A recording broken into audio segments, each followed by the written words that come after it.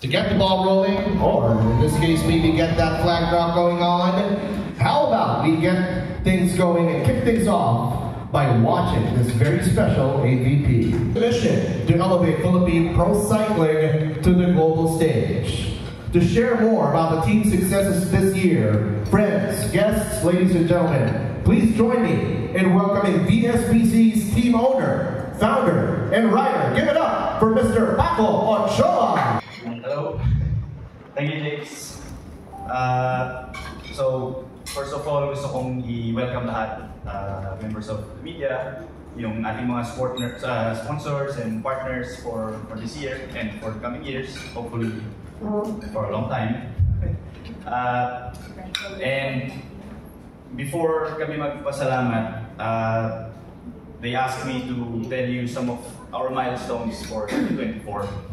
And nung sinabi nilang milestones, napaisip ako, ano ba yung milestones? Is it the numbers na na-produce namin this year? With yung 18 countries na pinag-racean namin, yung more than 20 races around the world, or yung numbers ng each cyclist, 30,000 kilometers for each one, yung iba more, or is it yung results? Kasi this year, we opened the season with a very nice win from Nicole Pareja sa Time Trial National Championships that was held in Tagaytay noong February. And in that same race, third place yung si Alexis Pagara. Then we started our European campaign. And the mentality for racing in Europe, at least for now, para sa mga Filipino riders and for the team, is to just learn and build the team. Kasi alam natin yung level sa Europe compared dito sa local races natin, medyo malayo talaga. For now. So the hope is that we can learn from the experiences of racing in Europe, learning from the best riders in the world, in racing in the best races in the world, and sometimes racing under the worst conditions. And yun yung idea. But at the same time, kaya pa rin natin mag-produce ng results from yung isa nating race sa Tour of Hellas. Technically, it's the Tour of Greece with Marcelo Felipe.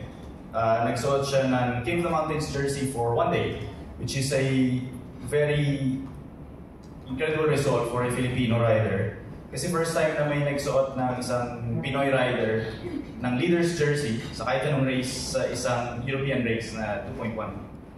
So doon pala malaking achievement na. But again, ano ba yung milestones na pinag-usapan natin? Kasi pag balik namin sa Asia, we started the Asia Tour sa Turkey with a strong race from the team. And then, doon na kami nagsimulang mag-progress sa Asian races. And yung first race na napanalunan namin as a team is yung Tour of Salalah sa Oman, with Nicolas Sessler winning one stage and the overall classification. And then locally, nag-race din kami. Marami rin mga local wins. Si Ian Kahuko. And then after, nag-proceed siyang mag-second place sa Oita Criterium sa Japan, which is it's an incredible achievement for the team and for Ian.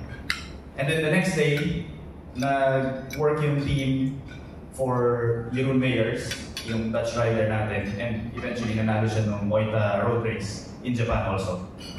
So, napaisip ako kung yun lang ba yung milestones natin for this year. And ang idea ko as our biggest milestone na na-accomplish natin this year is that the team has created a culture for Filipino cyclists to have yung opportunities to compete at the highest level of cycling and to compete against the biggest riders sa mundo ng cycling. And I think ang pwede natin ipatong na isa pang milestone doon is not just the culture, it's not just the opportunities na nabibigay natin for Filipino riders. It's also yung environment for the riders to be fully equipped with the proper tools, proper knowledge, proper guidance from yung mga senior riders natin, so that they can take on the difficult and challenging terrain that is cycling. Kasi alam naman natin, like yung sinasabi ni James kanina, sobrang hirap ng cycling. Isa siyang sport na brutal and honest. Karamihan ngayon at this time may mga riders tayo na nasa program nila 5 hours training, pero umulan. Ano ngayon? 5 hours pa din yung training. Or pagdating sa race, may mga races na na-experience yung mga ibang riders na 3 degrees, umuulan, nagsusnow sa tuktok ng bundok. Tapos, yun, 3, 2, 1, go! Ride kayo, race. So yun, ganun siya ka-brutal. And yung honesty side ng cycling, if hindi mo kaya yung pace, hindi mo kaya yung pace. Ganun lang kasimple. But again, yun yung gusto natin i-develop sa team, yung culture na kaya natin mag-build ng mga riders na kayang i-take on yung ganong klaseng challenges. So with that, we just want to thank yung lahat ng sumusuporta sa team, kasi alam naman natin na kahit gaano katindi yung passion natin, kahit gaano karami yung motivation, yung discipline ng mga riders, ng team, pag wala yung support ng mga tulad ng mga sponsors natin ngayon, mga partners natin, or kahit yung members of the media, walang mapupuntahan. Alam natin na mahirap makapunta dun sa pupuntahan kung wala yung suporta ng mga katulad ninyo. So on behalf of the team, we just want to say thank you for all the support, and we want to continue our partnership with each other para magawa namin yung best and magawa ng riders yung best for the Philippines and for the future ng mga Filipino riders and for the Philippines itself. Dahil again, like yung sinabi namin 10 months ago here sa same stage, same room dun sa team presentation namin, we are inspired by yung mga Filipino athletes na nagpakita sa atin na kaya ng mga Pilipino, like Hideling Diaz, like EJ Obiena, Carlos Yulo, si Pacman, yung mga bilyarista natin, sila Carlo Biado, Johan Chua, lahat sila. And we just want to respect their legacy and hopefully malagay kami sa same books as them. So yun, so again, thank you for everyone. Thank you sa support, thank you sa paniniwala sa amin, and more to come, I guess. And we'll do our best for everyone. So thank you.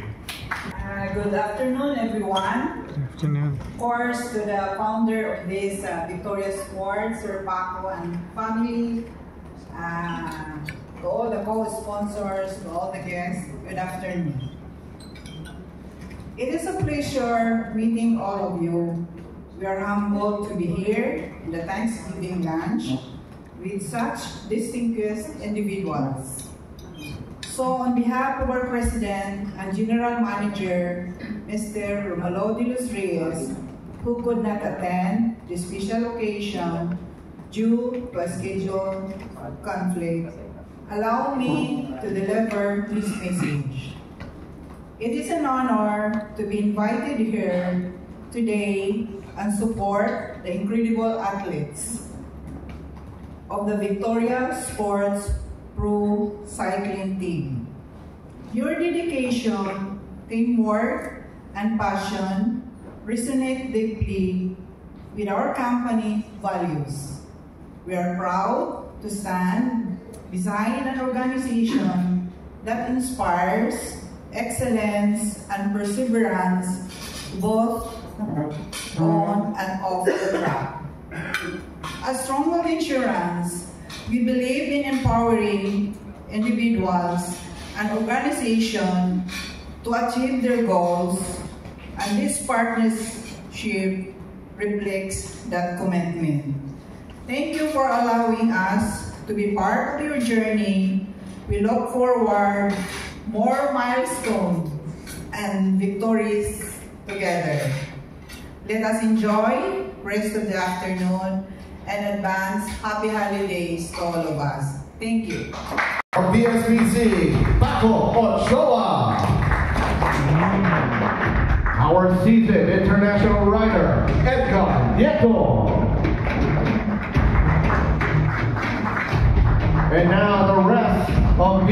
SPC, Daniel Ben Carino. Marcelo Felipe. Nico Pareja. Ian Cajuco. Ismael Grossman Jr. Kenneth Maramba. Alex Pagara. Edson Corpadora. And Miguel Andre Omerga.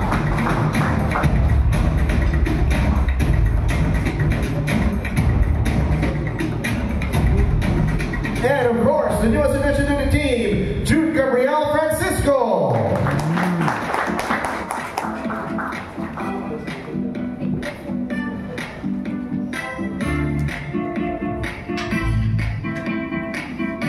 One more time, give it up for the Victoria Sports Pro Cycling Team. Memorable race or Any experience, yeah.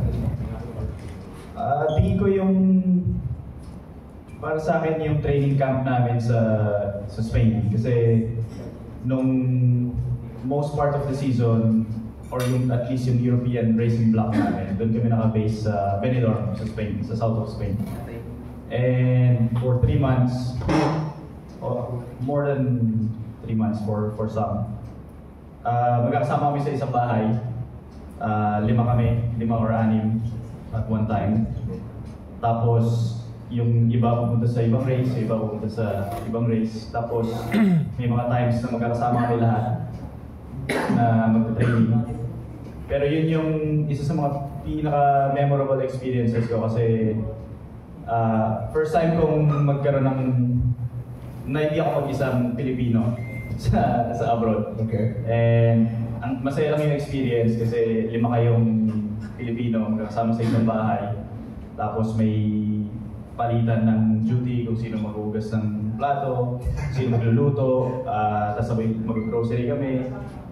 Naghahanap kami ng mga sangkap na hindi normal para sa Espanyol pero pilitin namin makahanap ng toyo, pati suka para makaluto ng adobo. Okay. So yun yung parang masayang experience lang kasi magkakasama, tapos nasa ibang lugar kayo, so iba pa rin yung experience talaga. And mas nakaka-bond mo yung mga teammates mo.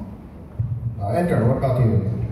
I think for me, the more memorable probably is we are racing in Vegas, in Portugal, and the last stage we climbed over 2,000 meters and it's snowing. Wow. And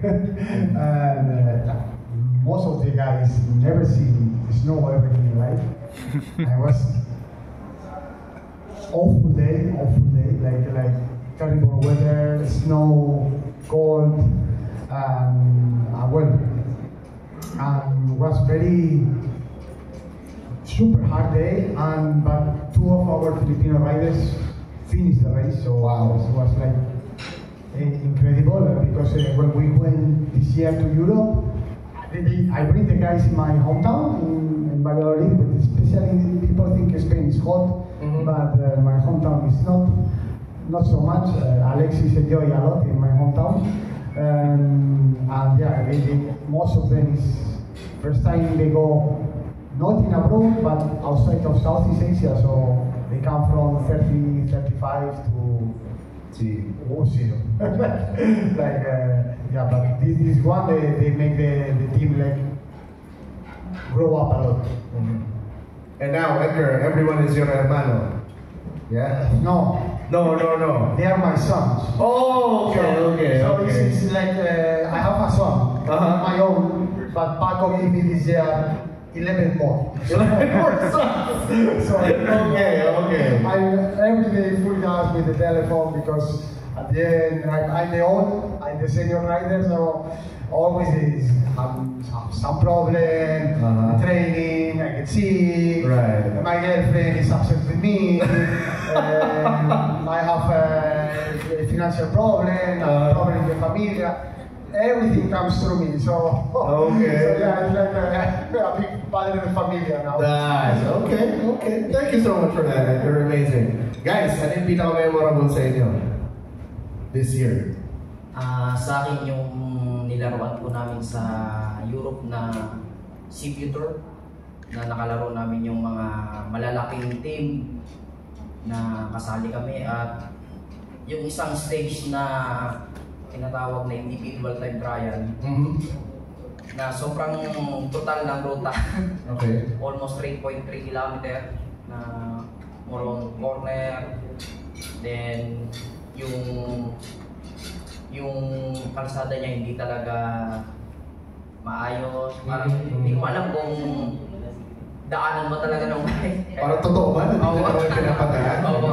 Kaya yun ang pinakamasayang experience ko dahil doon ko lang naranasan yun.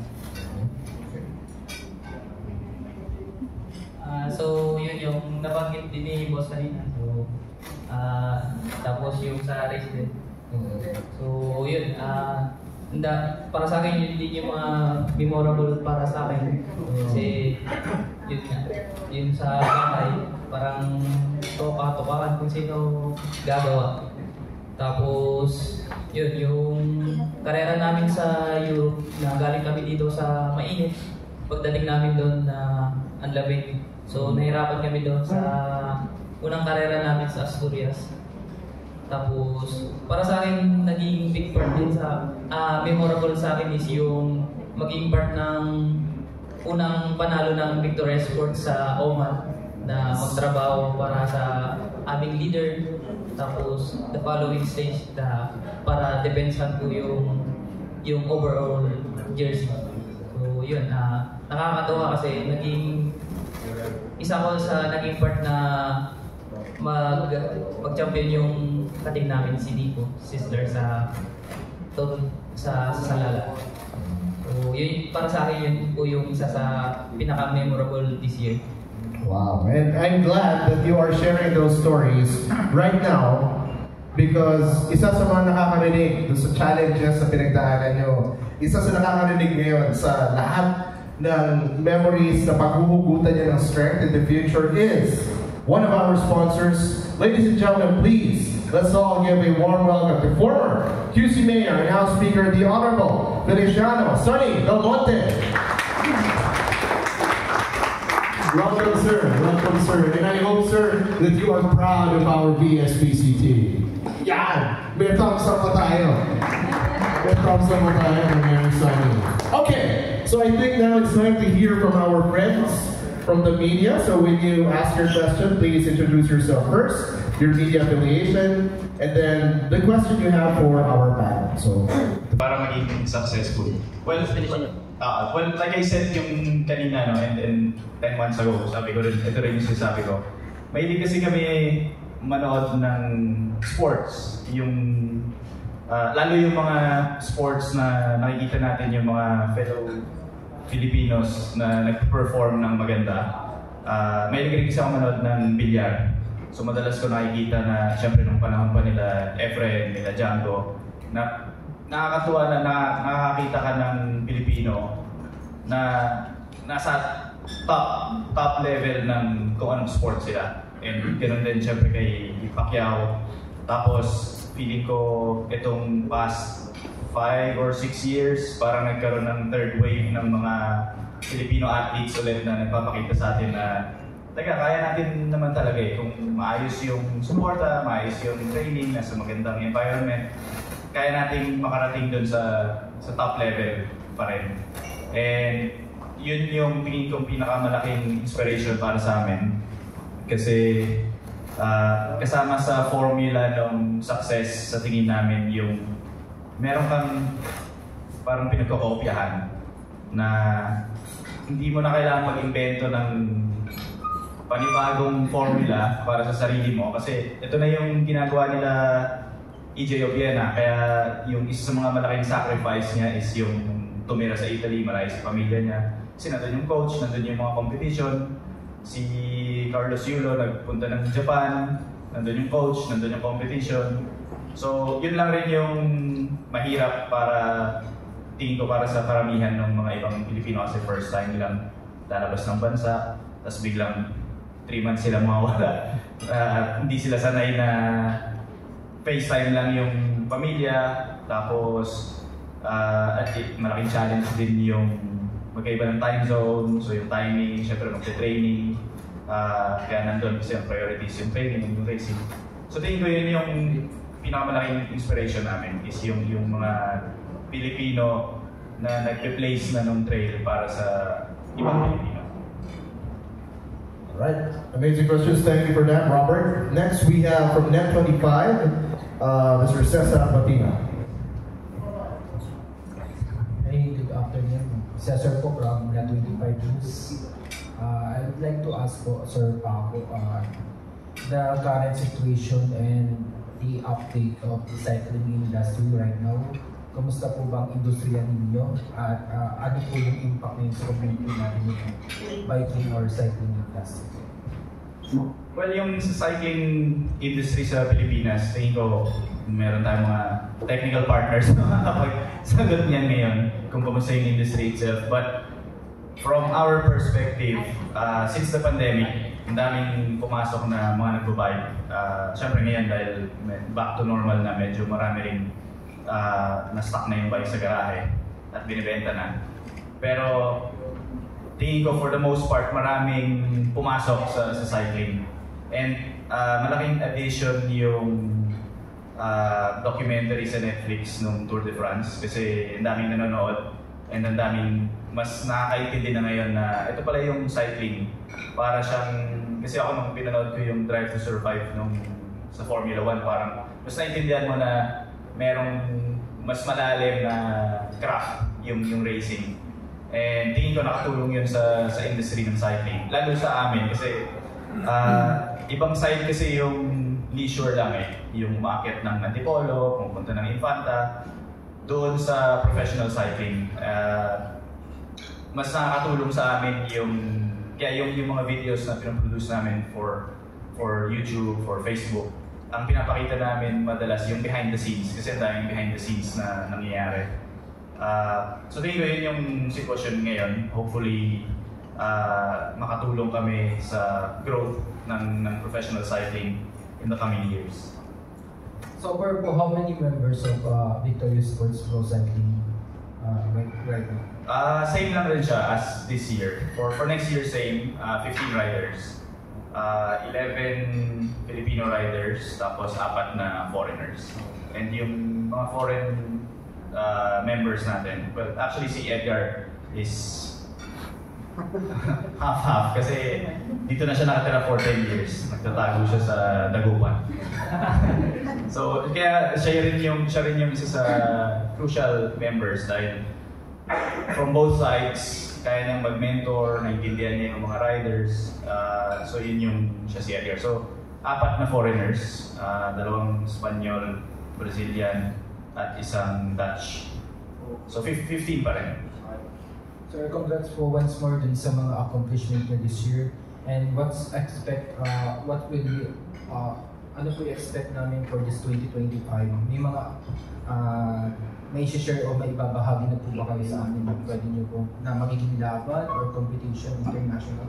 Yes, so far, ang nasa calendar namin na secure is yung Sharjah Tour sa Dubai. Malapit sa Sharjah Emirates, sa UAE. End of January 24 to 28, 5 days. So yun yung first race ng team.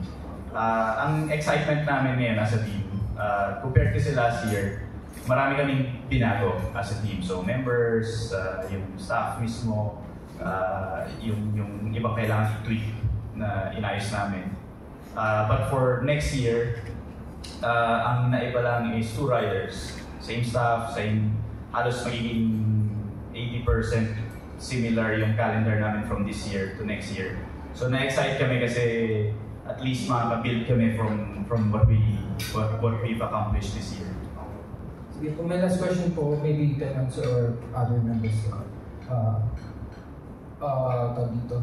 Ano po yung kumbaga being a biker or naging profession niyo po ang cycling, talagang buong buhay niyo po nandito talaga, or you have other profession that you kumbaga pinagkakabisihan.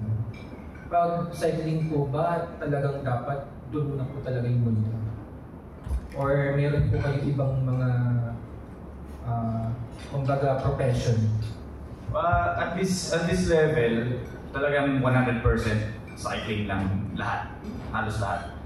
Lahat ng riders, 100% cycling lang. Kahit yung mga foreign riders.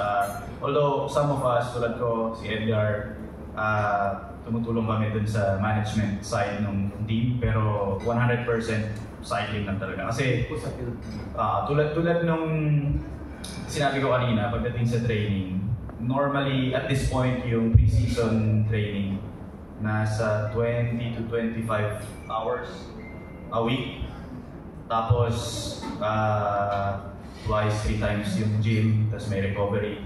So talagang wala ka nang, kahit may gusto ka pang ibang gawin, walang ano rin ang oras talaga. That three of them po, talagang ano po yung profession na iniwan ninyo before entering this industry po, cycling? Well, most of us we enter very young in cycling, so well maybe we have some professions. I worked in an office before when I was still not professional, so I work in an office. You are mechanical, no? Mechanical, and for example, Kenneth, he fishing bagus in Dagupan, or some Marcelo in the farm, before in the province, but once you reach our level, you are 24/7 because they require you all day. It's not only about the training, you need to rest, you need to eat properly, you need to your life is for cycling. If you want to race in this kind of level, we are racing with these European teams. It's 24/7, 365 days a year. So it's full dedication. Lahat po kayo family man? I have one child and my wife. I will be 10 years next February. Filipina wife. He's married. Ismael is married. I have one child. Marcelo have 2 children, and he's married, of course. Of course, well, he's married with 2 children. The others are singles, girlfriends, or single, totally single. But okay. Oh, better not to ask. I thought Edgar was going to reveal something incriminating. Thank you for that. So, well, actually, at the moment we have we are having some talks with some companies that are really interested in having races. And hindi ko lang alam kung ano yung scale, if it's going to be 1 day or 2 days or tour or international. But isa siya sa mga gusto namin ma-achieve for at least for next year. Masimulan namin yung mag-organize ng isang event and race. Kasi yun yung next step ng development, like you said, para maka-discover ng mga bagong riders, mga mas batang riders, is magpa-race. Kasi yun lang yung kulang actually for us Filipino riders. And ang dami rin kasing sobrang daming riders sa Pilipinas, sobrang dami. And ang dami rin mga events na maliliit na kung saan makikita mo yung mga interest ng mga local sponsors and yung may mga clubs na talagang passion lang nila na sumuporta dun sa mga young riders. So, isa yun sa mga nasa plans talaga for next year. By the way, in relation to that question, aside of course from mass participation events like Pondo. Well, yung weekly races, I'm sure baka familiar ka dun sa mga tinatawag ng 20-20 races. Ang dami ng 20-20 kahit saan ka pumunta sa Ordaneta, meron dito lang sa UC Circle every Sunday. Hindi ko alam ngayon kung gaano sila ka-active at this time. Pero normally, kung Filipino rider ka, lalo yung mga mas bata, yan yung mga pinupuntahan nila. So, tingin ko para magkaroon ng totoong organizing committee yung mga nagpapa-event, baka medyo mahirap. But, yun, yung focus namin for next year, at least isa sa mga gusto namin i-develop is yung magpa-race sana. Either here sa Metro Manila or other places. Well, yung sa calendar, kaya ang goal namin at this time is to secure yung calendar as fast as possible para maka-plan din kami for the whole team. So normally, like next week, magkakaroon kami ng training camp with the whole team, except yung mga foreigners. Para ma-construct na rin namin yung calendar for each rider. So hindi naman kasi, hindi siya yung buong team yung pupunta sa isang race. Ang typical na number ng riders per team sa isang race is 5 or 6 or at most 7. So meron kami 15 riders. So at one time kaya namin mag-race ng 2 races. Pero hindi naman namin ginagawa. Normally ang mangyayari yung isang part ng team pupunta sa isang race. Tapos yung kabila pupunta sa isang race para may time makapag-prepare. And yun, dahil specific yung calendar for each rider and for yung parang squad, nakahanda na yung buong season nila just for those races. So may time na nasa training camp sila, tapos may racing block, tapos training ulit, tapos race ulit. Ganun. Tapos parang nabubuo lang yung puzzle ng team as the calendar goes. So bali may team A, may team B, may team C, gano'n? Parang gano'n. So normally sa cycling, ang hati ng team, depende sa races. May mga races kasi na mas mountainous for climbers, may races na flat for sprinters. Doon nahahati yung team. So may mga riders na mas malaki for sprinting, doon sila pumunta sa mga flat races. Tapos yung mga climbers doon pupunta sa climbing races. Or may mga races na magkahalo. So binabalance lang. All right, amazing question. And now we have J.M. Bueno. Hi, good morning. I'm John Bueno from here. I'm from Kumakaw.com. I'm a blogger. I'd like to address my question to Daniel and Edgar, perhaps. Since nakapag-race na kayo sa Europe, no? What's the difference between doing the races there and here? And pwede nyo bang sabihin sa amin kung paano yung preparation nyo? How many days you need to go there first para makita nyo yung course, yung ganun, and prepare for the race itself? Pwede bang pakikwento lang ng konti? Yun po, sa una-una po yung time gap po. Tapos syempre sa sa Europe more organized, kung 10 sinabi yung karera, talaga mag-start ng 10. Tapos yun, yung mga kasama mo sa start line, kumbaga ang mga world tour rider, mga pro conti rider. So doon pa lang sa start line pa lang makikita mo yung mga makakalaro mo, talagang mga may pangalan. Tapos yun, yung klima, unang-una din yung klima, syempre. Galing tayo sa mainit, kakarera tayo sa malamig most na nakarerahan namin this year, malamig nung first part ng season namin sa Europe. So yun, kailangan talaga kumpleto sa outfit, kumpleto ng panglamig, shoe cover, jacket, lahat para hindi ka lamigin. So yun, napakalaking adjustment nun para sa amin na bilang Pilipino. Tapos yung training din na isa rin na malaking factor ko sa Pilipino, kasi sa Europe, kumbaga yung traffic doon di naman ma-stop lang kami mga 1 minuto, pinakamatagal na siguro 2 minuto. So kung ano yung program namin po sa araw na yun, talagang nagagawa namin po ng quality talaga. Kumpara po dito na may detour, ganyan, traffic, hindi kami nakakapag-focus talaga dun sa nagagawa namin, pero hindi ganun quality.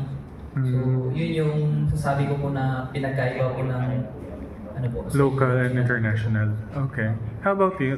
Paano ang experience mo naman sa training? Same po ng halos ng sinabi niya na yung training sa Europe, iba dahil doon 100% mo talaga magagawa yung training na binigay sa'yo ng coach mo. Dito sa Pilipinas, nagagawa naman pero siguro hindi 100% dahil una-una, siyempre nasa utak mo yung safety muna sa sarili mo. Dahil maraming tricycle, maraming sasakyan, etc. Then, hindi ka mukha doon na may sasakyan, pero alam mo kung paano sila umiwas sa mga siklista na ganito pala dito sa Europe. Hindi ka dinigitan, hindi ka kusinahan. Kaya yun, yung focus mo andun lang sa training o programa na ginagawa mo.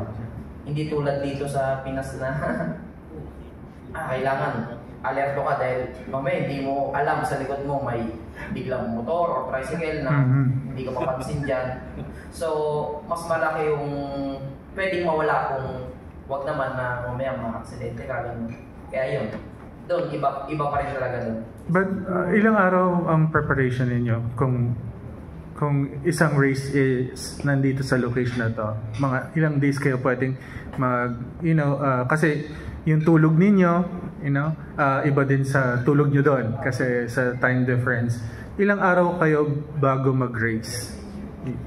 Sa akin, sa na-experience ko, almost 1 week or 2 weeks bago yung race. Dahil yun, kailangan muna namin i-adapt yung klima at yung oras.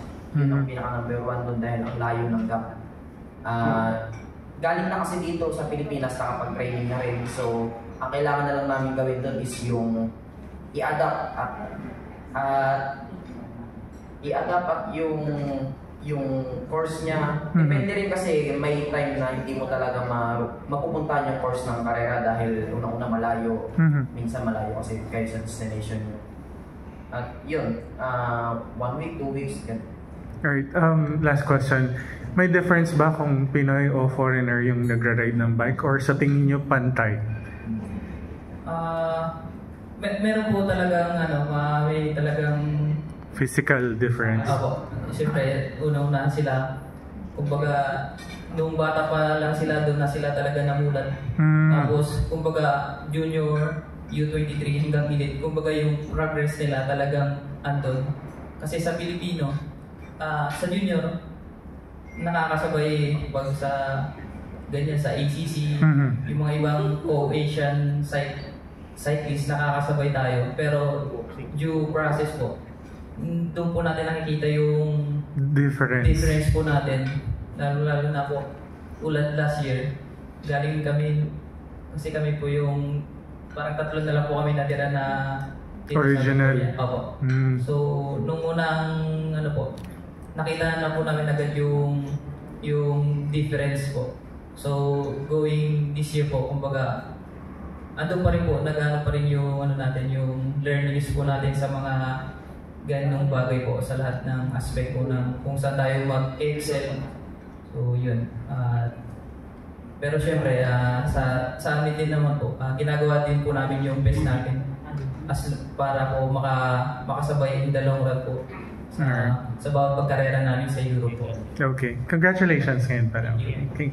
Alright, and we have one last question. Hey, hello, my name is Rain Checkblad. My question is, since na-mention nyo kanina that there are not much pro cycling races happening right here in the Philippines, so how do Victoria Sports scout their members? O paano, I'm an aspiring cyclist and I want to apply as a pro cycling member ng Victoria Sports. How do I get in, or how do management select possible members? Well, what I'm doing now, of course, for example, half of these riders I already knew before because they are professional, but other riders they are not. So I scout them like watching races like the national games, like the national championships, some like let's say the good one-day races we have here. I know we say Alerto to try to watch some young riders. This year we racing here to the Vizcaya, and then from this race I got thank you to also to Joshua Carino, who is one of the sport directors. We are in contact with 2 junior riders for start to be in the process of the team. So the advice is to all the young riders that they want to apply the team Victoria. Is the one they need to do is keep on racing what we have. Sadly, as you say, we don't have much at that point. This is very sad because the level of the riders will never grow up if we never come back to have state races, more solid calendar. We don't have any more international race here in the Philippines. But for the guys, especially young riders, we want to try to apply to Victoria. I only can say keep racing, keep training, and I will be scouting all the time. I'm looking for new talents can grow up, and now in cycling is become it's really wild because from junior you become professional. We don't have time to waste. So keep racing, go to the races, so prove yourself. Especially don't be afraid to be, when you race with professionals, show me your anger. You want to race, you are not afraid. And then hopefully I will be in that race, and if you do good, maybe I will approach you after the race or something like that. Thank you. One more question. Can you tell us more about the bikes that you're using in the races? Is there a special requirement that you require that the bike should have when you're racing pro? Well, we have the best bike in the market, so it's also something like very special for the Filipinos when we go Europe. When they start to see us, we have the S-Works, SL8, even Pro Conti or World Tour, they look and we say, oh these bikes, where did you get it?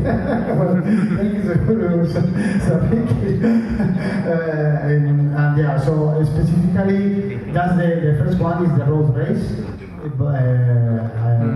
It's like that. They cannot have suspension. Need to be rigid, and the rest is like handlebar need to be that cannot be straight like in the mountain bike. So it need to be like the elbow, and yeah, it's not much specific. It's a normal road race, road bike. Sorry, it's a normal road bike, but we have the best. And in the time trial, they have more specifics about the position. You can have your aero bars with your saddle. You have limitations. It's a kind of a technical, and every year it's changing. So every year, most of the time, you need to change your position in the bike, the studies, and everything. But basically, as you can see, the road bike doesn't have any specific item. Like it's a normal road bike, but with the best components in the market. Can I ask you, Paco, to complete the sentence? VSPC is ready for 2025 because...